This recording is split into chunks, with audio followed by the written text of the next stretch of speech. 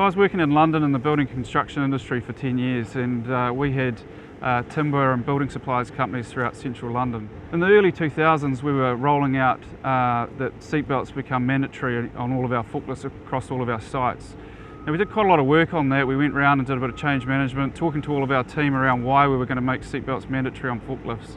A lot of the feedback we got was actually from people that had been on our sites or working for us for some time, and the feedback from them was that it was going to be unproductive for them to be getting on and off, putting their seatbelt on every time while they were serving customers and loading our trucks. We went through the process and we hit a date that it became mandatory for them to wear seatbelts.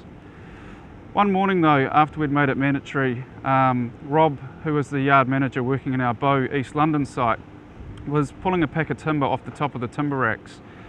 Now, Rob got on the forklift as he did every other day and raised the forks to pull the pack of timber out of the racks. What Rob didn't realise that someone else had used that forklift before him, and that was in the days where we had manual locking pins on the top of the forks, and they'd just moved a smaller pallet and they hadn't readjusted the forks. He raised the forks up, pulled the pack out. As he come back with the pack of timber elevated, he turned the back wheels of the forklift and unsettled the pack of timber, sliding the fork over and tipping the forklift over. Now fortunately Rob was wearing a seatbelt that morning, and as that forklift went over he was able to hold the handles within the cab of the forklift, going over with the forklift. Now he was no doubt very visibly unsettled by this, but one thing that he said, that he was very, very fortunate on that day that he was wearing a seatbelt, because his natural instinct was that he wanted to jump out of the cab and he wanted to jump the way in which the forklift was falling. And he said there's no doubt in his mind that had he have done that, he would have been squashed and it would have been a completely different story.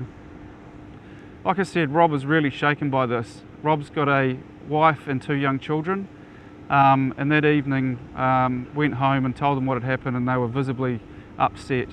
The family came into work the next morning and we talked about it in the site and talked with all the team about his experience. It was a really powerful experience. And we used that actually. He wanted to go around to all of our other 6 sites and talk to all the people that we've been going through that change process and telling his story and how powerful it was to really listen to something, make sure we'd hear it, we implement these things for a reason, and at the end of the day, wearing a seatbelt while operating the forklift really saved his life and meant that he could go home safe every day to his family, which is really important.